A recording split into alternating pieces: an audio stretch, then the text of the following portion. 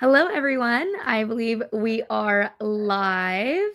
I'm here today with Rami from Portal, and we are so excited. There's a great workshop for you all today. For context, for anyone who's new and just joining us for the very first time, Celo is running the Global Stablecoin Hackathon for building on MiniPay using Mento local stablecoins.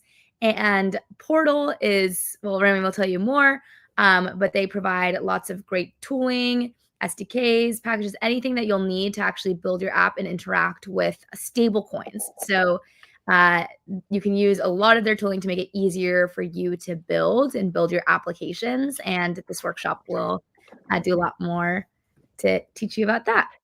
I just pasted a link into the StreamYard and on YouTube in case you're watching live on YouTube about how to register for the Global Stablecoin Hackathon. There'll be $25,000 in prizes, and you can submit anytime between now and May 2nd.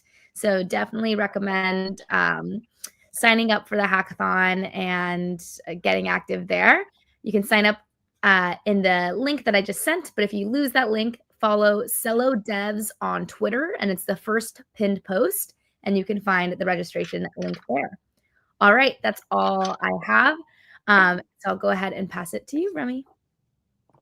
Thank you so much, Sophia. Appreciate the intro.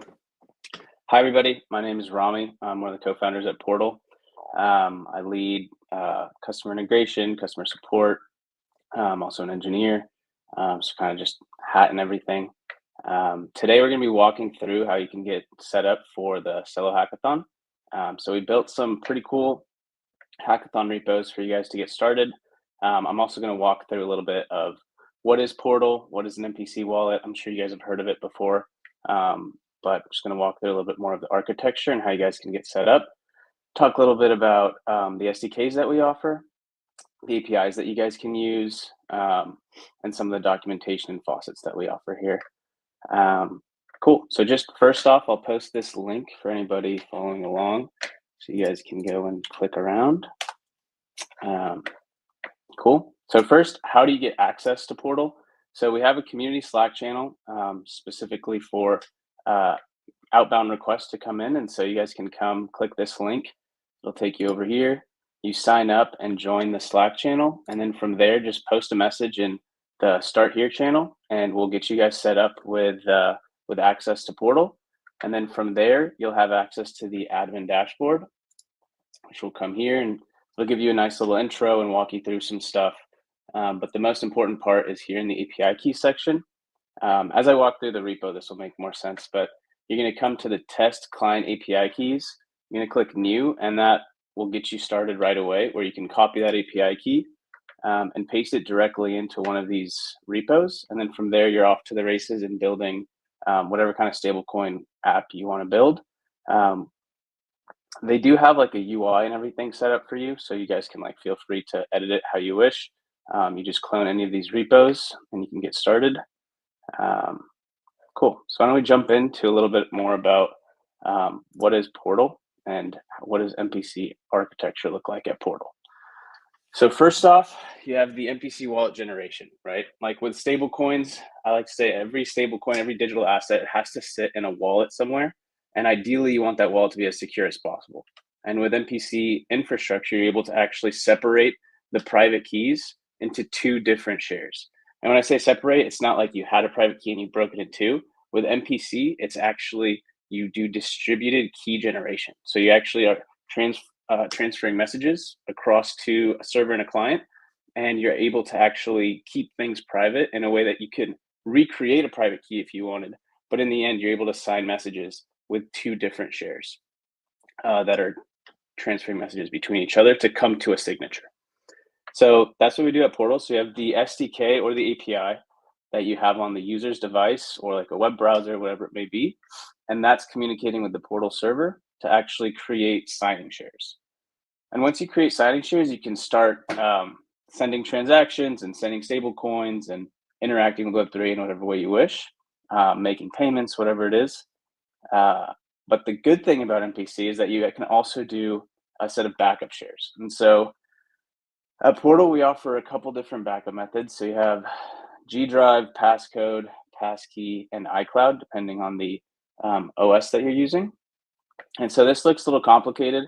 For your guys' purposes, you can just use the Portal managed backups, which means you don't actually have to build like a webhook server to store some of the backup shares. Portal will do that for you. And so all you really have to do is just configure for this hackathon. If you wanted to do backup, I would just recommend passcode. It's very easy to get up and running. There's no configuration. You just store the user stores a passcode in their brain or wherever, and that will do the backup for you. But then you get a set of backup shares. So if you ever lose your device or you lose your wallet, you forget your something, you're able to like recover it on a new device. And then you have the recover piece as well, which is just using that passcode to actually recover the shares or the passkey or the iCloud or G Drive. Cool. And so let's jump in to some of the repos. So here you get the client API key, and here you have the iOS specific repo. So I'll show you really quick in the code where you're going to paste the API key here. Right here you see the error is unauthorized because I didn't paste the API key. But once you paste the API key and you run the app, you'll be able to see what it looks like. And we have some examples of what you'll see when you spin up the app. So here's the example where to paste the API key. Goes into a little bit more detail of the example app. But once you get up and running, you can run generate, and you'll see that you have an address for your wallet and you have some funds. The really cool thing about Portal that I've come to really like is the faucet that we offer. And so you're able to actually just hit an endpoint that will give you testnet funds. So if you guys are new to Portal, I would recommend going to the SDK Quick Start or the API, whatever you prefer. And this will get you up and running really quickly with understanding. Like you don't even have to like code it. You can just follow along in the code, and you'll see kind of how fast it is to go from generating a wallet to signing a transaction to like sending a stable coin. And so here you see you'd initialize Portal. You give it the API key. We've already configured the example apps with the appropriate gateway configs for Celo, so you don't have to worry about that. And then when you create a wallet, this is obviously already done for you, but it's literally just one command for portal.createWallet. And then you have an EIP155 address that's obviously going to work across all EVM chains. Oh, can we get links in the chat? Let's see. Yeah, so this, the link I sent above, I'm not sure if you can see that, but that should have all of the links that I'm referring to for the repos. But I can send this specific link as well, if that's helpful. Cool. So you'll have that address, and then you can use that address to like receive testnet funds from other faucets. But if you wanted to specify within your code that you like, because we have an actual button in the example app where you can click it to receive testnet assets, and that's going to hit our backend to send you guys testnet funds. We also linked a couple faucets at the bottom here. And so you can use the Celo faucet, and then you can use Mentos as well, another participant in a hackathon, to actually swap those, the Celo or the ETH that you have for other stablecoins. You can also use the USDC stablecoin faucet to receive those testnet funds in your wallet. And so from there, once you have the funds, you can start sending. And so usually you have to like worry about creating the transaction object and dealing with ethers, but with Portal, we've made it really easy to just do portal.sendassets.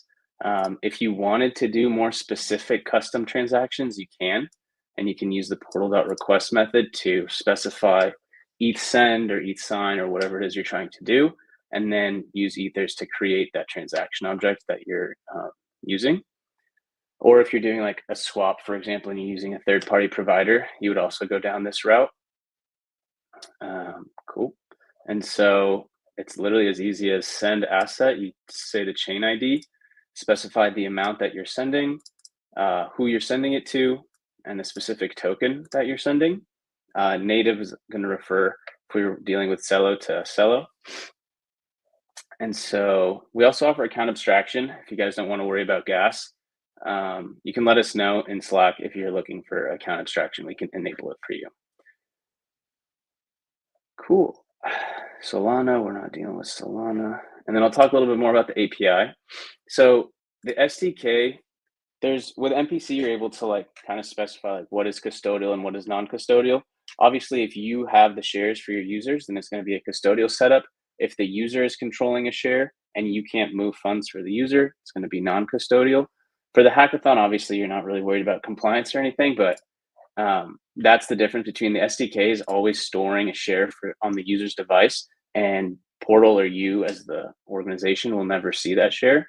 Obviously, you can in the code and print it on the client's device and whatnot, but you're not going to see it on the back end. And so the API allows you to actually, you can build a client side application with the API, but if you're dealing with it on the server side, it does make things a little easier in terms of building it out quickly, because you're just going to be storing it on your side in the database, and you don't really have to worry about the client side too much. You can just have a web page that's hitting your own APIs. So this is the Enclave API. And so it's a very similar setup, except that it's an API. And so you're just hitting these endpoints, and you can hit these from your backend. You're going to store these shares in whatever way you want. You're going to hit this confirm endpoint saying that you've stored the shares properly. Otherwise, it's going to let you run generate again because it's not going to be in a complete state. You're able to retrieve your wallet's address. And here you can see it's going to give you a bunch of addresses for the different chains we support, but the one you're going to be most interested in for the hackathon is EIP155. And then you can still receive the testnet funds in the same way. Just give it your client API key, and then you're off and you're receiving those funds. You can still send tokens the same way with that endpoint. Awesome. So let's go here, and we'll talk a little bit more about the other features. So I talked a little bit about account abstraction. I know with stablecoins, usually you want to kind of have Web3 kind of be as abstracted as possible. And so some of these might not be as useful, but I want to talk about them anyway. Account abstraction, I think, is pretty useful for stablecoin payments, because you're able to pay for the gas fees for your users, so they don't actually have to have the native token in their wallet when they're moving funds. You can also do wallet ejection. So I talked about how we had two private shares, one on this client's device, one on the server. You're able to actually bring those shares together and actually create a private key that you can then give to your user to import to MetaMask, or whatever it is. The native providers is just what I was talking about when you're able to interact with like a swaps provider, or send a specific ETH send transaction, do an ETH call, whatever it is. Like you have the 1193 provider. Oh, page not found. Oh, I think they're just linked together back to back. But if you separate those links, it should work. I can paste this one again, and it has all the links. So this is going to have all of the links for the different repos you can use, and I'll paste it again.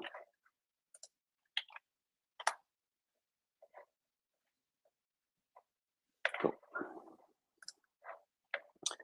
The dApp browsers, yeah, if you're doing stablecoin payments, I don't think you're going to want to offer this, but you're basically able to auto connect to certain dApps, and then allow your users to interact.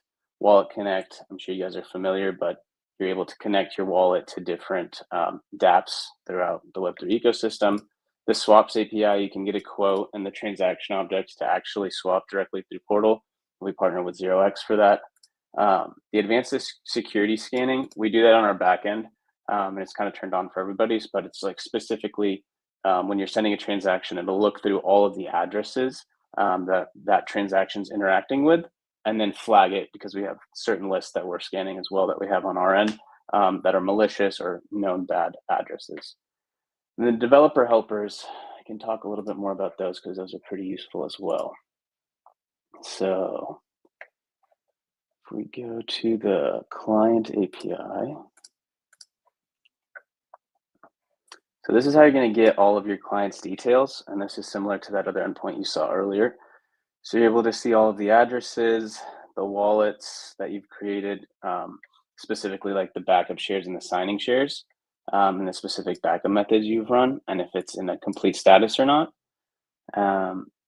And then get clients' assets by chain. This is really useful if you want to understand what assets your wallet has. And so once you funded it with a test net, if I go back to the repo, you can see that's how we're pulling these balances here.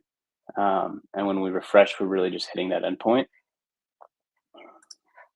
And so that's really useful to specify like Celo, and then you're able to get the assets for that chain. And then we tell you kind of what the response looks like.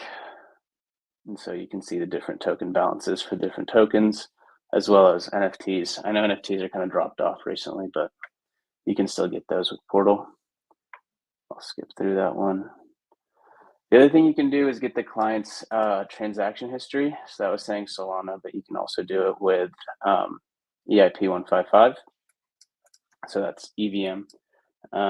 And so that's going to be really useful when you're able to, when you want to list the transactions. You can obviously also do that just by saving them, saving the transaction hash and just pulling it from chain. Cool. Yeah, we've talked about funding your wallet with testnet tokens, so you guys already know about that. This is helpful if you want to like build a specific transaction instead of just using the send assets endpoint or the send assets function.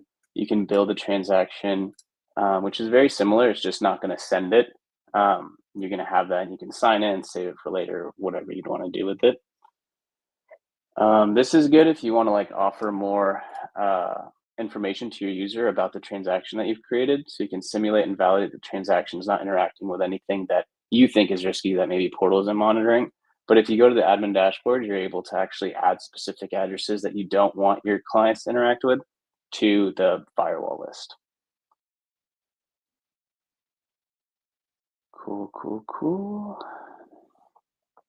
You guys don't really have to worry about this, but if you're using the API, this is where you would update the signing share pairs status to store it on your end. Cool. Awesome. Well, let's see. So I'll walk through a little bit more about the repo now. So this is obviously Kotlin. We're in Android Studio right now. This is where you would paste your API key, and then you would go and you'd be able to actually start interacting with the chain once you run it. And so here's where we define the portal object. So this is pulling from that constants file. We already have these defined up here for your for the specific RPC calls that you're going to be making. So you don't have to worry about that part. And then we've already defined and created a lot of the methods here for you guys to interact with. So you can interact with Celo, USDC, USDT, and CUSD. And then obviously these are all supported by Mentos as well. So you're able to swap them if you want to use the Mentos API also. And then this is using build transaction specifically, like we talked about earlier, to build a transaction to actually send the token. And then it's using our provider here. It already has backup with password setup and recover. And so really, if you guys were looking to start with some kind of stablecoin app and like you wanted to just build the UI and let this stuff kind of work for you in terms of how you want to send your assets, it's really set up for you guys to be able to do that and just kind of get off the ground running. So again, if you guys want to get access to it, just hit us up on Slack. And you can, I mean, these are public, but when you want the API key, you'll need to get access through us. And this is the specific Celo API. So it's just the send assets and the get assets function. So that's how we're getting the balances and whatnot for these specific stable coins. And it's pretty much the same in iOS. And then I'll talk a little bit more about the other starter kits. So we also have one in React Native. So if you wanted to build in React Native to get support for iOS and Android out of the box, you can do that here. We have the Web SDK. You can use that one.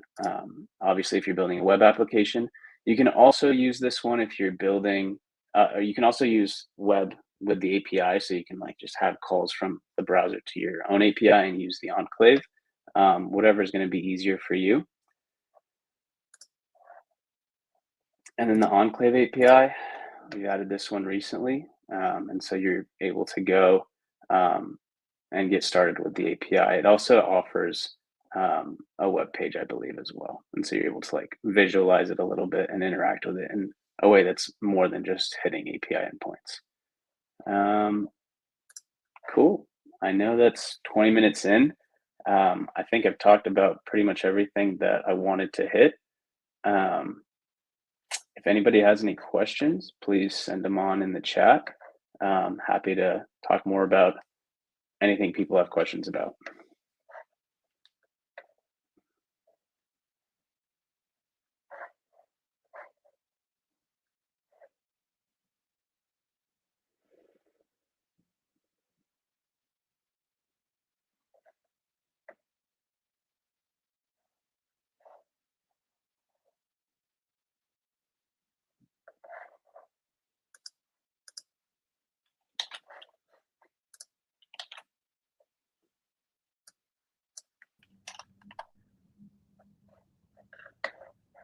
Actually, hello. I'm back. Hey. Cool. We had one comment saying, yeah, page not found, but feel free to join that Portal community Slack if you have any questions. And then I'll also send our global stablecoin Telegram that all the folks from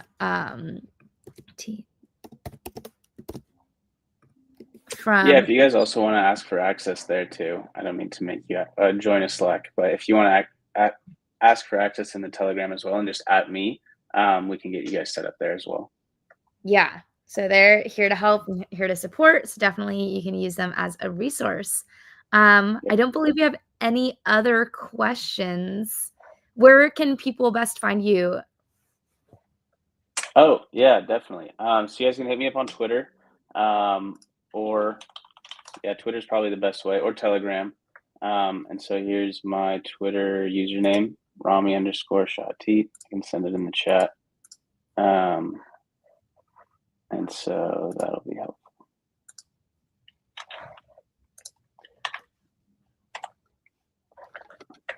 Great. And then you'll also Thanks, be everybody. Our Global Stablecoin Hackathon group chat, so you can join there. Well, of course. Great. Well, Awesome. thanks so much. Well, thanks so much, Rosia. Yeah, joining us, and thanks everyone who made it. All right. Thanks, y'all. Bye. Bye.